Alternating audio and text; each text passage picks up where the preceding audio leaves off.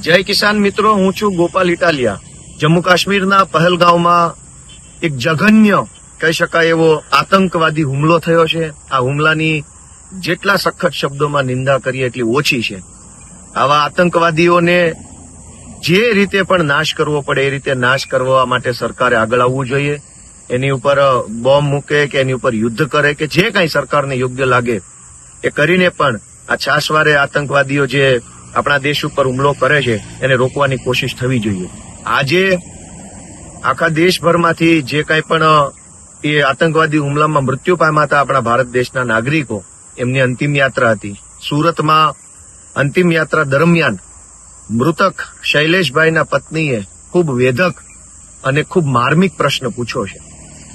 આજે બીજી કોઈ ટીકા ટિપ્પણીમાં ન પડતા એ શૈલેષભાઈના પત્નીના પ્રશ્નને સમજવો જોઈએ આપણે। એમણે એવી વાત કરી છે કે આ નિર્દોષ બાળકો જે છે એમના ભવિષ્યનું શું, એમને હવે કેવી રીતે એમને ભણતર મેળવવું, એમને ઉછેર કરવો, એમને એમનું સારું જીવન આપવા માટેનો જે આધાર હતો એમના પિતા શૈલેષભાઈ, એ આધાર ગુમાવ્યો છે।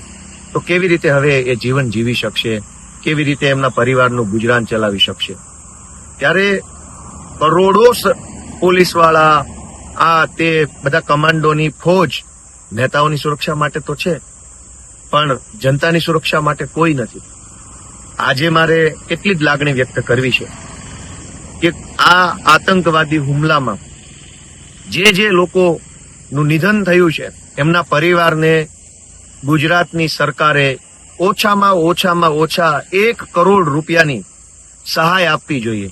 એટલા માટે નહીં કે એમના પરિવારમાંથી કોઈનું મૃત્યુ થયું છે એની કિંમત લગાવી જાય, એટલા માટે મદદ કરવી જોઈએ કે પરિવારનો સદસ્ય ગુજરી ગયા છે, એમનું ઘર પરિવાર ચલાવવા માટે, એનું ગુજરાન ચલાવવા માટે, પરિવાર ઉપર આકસ્મિક જે આફત આવી છે એ આફતમાંથી ઉગરવા માટે થઈ અને ગુજરાત સરકારે ઓછામાં ઓછી 1 કરોડની મદદ કરવી જોઈએ।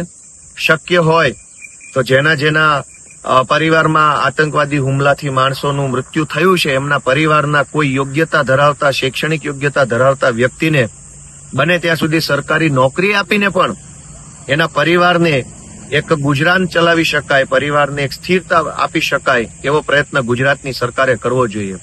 મૂંગા ઉભા રહેલા નેતાઓ એ કોઈ જવાબ આપવા માંગતા નથી।